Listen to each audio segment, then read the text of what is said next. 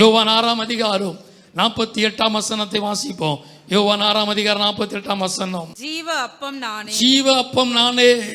இந்த ஜீவ அப்பம், இந்த ஜீவன் என்கிற வார்த்தை வருகிற இடமெல்லாம் ஜீவ ஊற்று, ஜீவ தண்ணீர், ஜீவ அப்பம், ஜீவ சுவாசம், ஜீவ நதி வருகிற அத்தனை காரியமும் எதை குறிக்கிறது என்று சொன்னால் அத்தனை வார்த்தையும் நித்தியத்தை குறிக்கிற வார்த்தை. அல்லேலூயா. ஜீவ அப்பம், ஜீவ தண்ணீர், ஜீவ ஊற்று, ஜீவ நதி, ஜீவ சுவாசம், இவை எல்லாம் எதை குறிக்கிறது? நித்தியத்தை குறிக்கிறதான ஒரு காரியம். நான் பிள்ளைகளாய் மாற வேண்டும், பிள்ளைகளின் அப்பம் எனக்கு வேண்டும். என்னுடைய சமூகத்தில் செபித்தபடினால நாம் இந்த நாளிலே கர்த்தர் நம்மை பிள்ளைகளாய் கர்த்தர் மாற்றி இருக்கிறார். ஒரு நாட்களில் புறஜாதிகளாய் இருந்தோ கர்த்தர் இன்றைக்கு அவருடைய அப்பா பிதாவை என்று அழைக்கிற பிள்ளைகளாய் கர்த்தர் மாற்றி பிள்ளைகளின் அப்பத்தினால் நம்மை போஷிக்கிறார். அந்த பிள்ளைகளாய் மாறின பின்பு ஆண்டவரே, அந்த பிள்ளைகளுக்குரிய ஆசீர்வாதம் எனக்கு வேண்டும் என்று வானத்தை நோக்கி, கண்களை நோக்கி, அவரை நோக்கி பார்த்த பொழுது ஆண்டவர் வானத்தின் அப்பத்தினால கர்த்தர் நம்மை ஆசீர்வதித்து கர்த்தர் உயர்த்தி இருக்கிறார். ஆமென். அல்லேலூயா.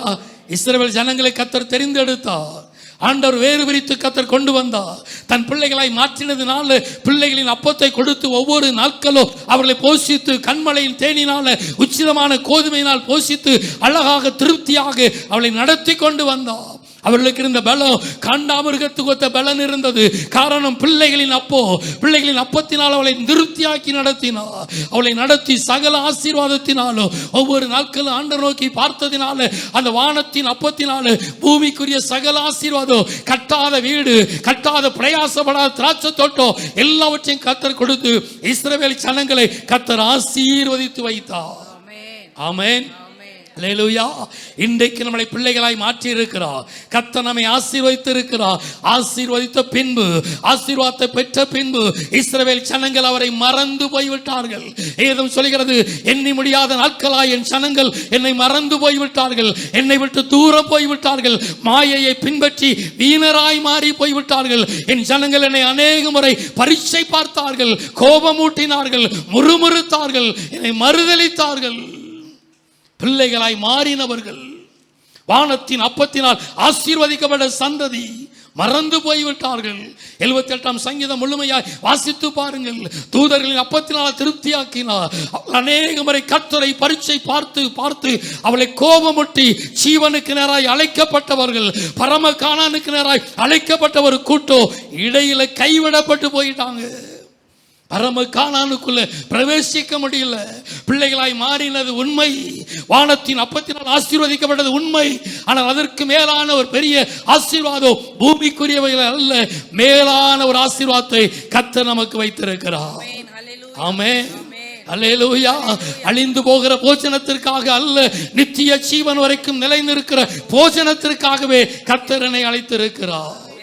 ஆமென். அல்லேலூயா. கர்த்தர் நம்மை பிள்ளையாய் மாற்றினது நோக்கம் என்ன? என்னை ஆசீர்வாதமாய் நடத்தினது நோக்கம் என்ன? என் பிள்ளைங்க நித்தியத்துக்குள்ள பிரவேசிக்கணும், நித்திய ஜீவனுக்குள்ள பிரவேசிக்கணும். அதற்காகவே கர்த்தர் நம்மை ஆயத்தம் பண்ணி கர்த்தர் அழைத்து கொண்டு வந்து நமக்காக நித்திய ஜீவனை கர்த்தர் ஆயத்தம் பண்ணி வைத்திருக்கிறார். ஆமென் சொல்லுங்க. அல்லேலூயா. அந்த ஜீவ அப்பத்தை ஒவ்வொரு நாட்களும் கேட்கணும். ஆண்டவரே, நான் அழிந்து போகிற ஆசீர்வாதத்துக்காக அல்ல, இம்மைக்காக நான் ஜெபிக்கிறேன்.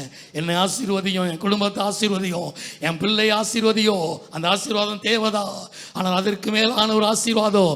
ஆண்டவரே, நான் உடைய நித்தியத்துக்குள்ள பிரவேசிக்கணும், நித்தியமாய் என் தேவ சமூகத்தில் வாழுகிற அந்த பாக்கியத்துக்குள்ள கடந்து வரணும்.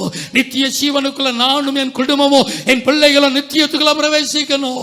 அந்த ஜீவாப்போ எனக்கு வேண்டும். ஆமென். ஜீவாப்பத்தை பெற்றுக்கொள்ளணும். அந்த ஜீவாப்பத்தை கர்த்தர் நமக்கு கொடுப்பதற்கு தான், அவன் ஜீவாப்பத்தை ஒவ்வொருவரும் பெற்றுக்கொள்வதற்காக, அந்த ஜீவாப்பத்தில் புசிப்பதற்காக அன்று அதுவரைக்கும் அநேக ஆசீர்வாதத்தை கொடுத்தார். ஆனால் ஜீவாப்பத்தை கொடுப்பதற்கு மாத்திரம் தன்னையே ஜீவ பலியாய் ஒப்பு கொடுத்தார். அல்லேலூயா. பிள்ளைகளின் அப்பத்தை கொடுப்பதற்கும், பிள்ளைகளை வானத்தின் அப்பத்தை கொடுப்பதற்கும் ஆண்டவர் தன்னுடைய வார்த்தையினால் எல்லாவற்றையும் நிறைவேற்றினார். ஆனால் ஜீவ அப்பத்தை கொடுப்பதற்கு மாத்திரம் தன்னையே ஜீவ பலியாய் ஒப்பு கொடுத்தார். தன்னையே ஜீவ பலியாய் ஒப்பு கொடுத்து தன்னுடைய சரீரத்தை நமக்காக ஜீவப்பமாய் கொடுத்திருக்கிறார். முற்பிதாக்கள் வனாந்தரத்தில் மன்னாவை புசித்தார்கள். அது வானத்தின் அப்பமாய் இருக்கலாம், வானத்தின் தானியமாய் இருக்கலாம், ஏன் தூதர்கள் சாப்பிடுகிற அப்பமாயோட கூட இருக்கலாம். அதை புசித்தவர்கள் மரித்தார்கள். ஆனால் இந்த ஜீவ அப்பத்தில் என்னுடைய சரீரமாகிய உனக்காக பிக்கப்பட்ட, உனக்காக அடிக்கப்பட்ட என்னுடைய சரீரமாகிய ஜீவ அப்பத்தை புசிக்கிறவன் மரித்தாலும் பிழைப்பார் என்கிற ஒரு நித்தியத்துக்குரிய நம்பிக்கையை ஜீவ அப்பத்தின் மூலமாய் கர்த்தர் உண்டாக்கினார். ஆமே. இந்த ஜீவ அப்பத்தை புசிக்கிறவனுக்கு நித்திய ஜீவன் உண்டு. நான் அவனை கடைசி நாளில் எழுப்புவேன். ஜீவ அப்பத்தை பெற்றுக்கொள்ளும்படியாய் அழைக்கப்படுகிறோம். அவரே வழியும் சத்தியமும் ஜீவனுமாய் இருக்கிறார். ஆமென். அல்லேலூயா. அந்த ஜீவாப்பம் எனக்கு வேண்டும். ஆண்டவரே, நான் உலகத்தில் உலகத்தின் ஆசீர்வாதத்தோடு நின்று போய்விடக்கூடாது.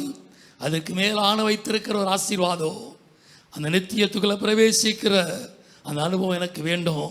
அப்படின்னா ஜீவ அப்பத்தில் நம்ம பங்கு பெறணும்.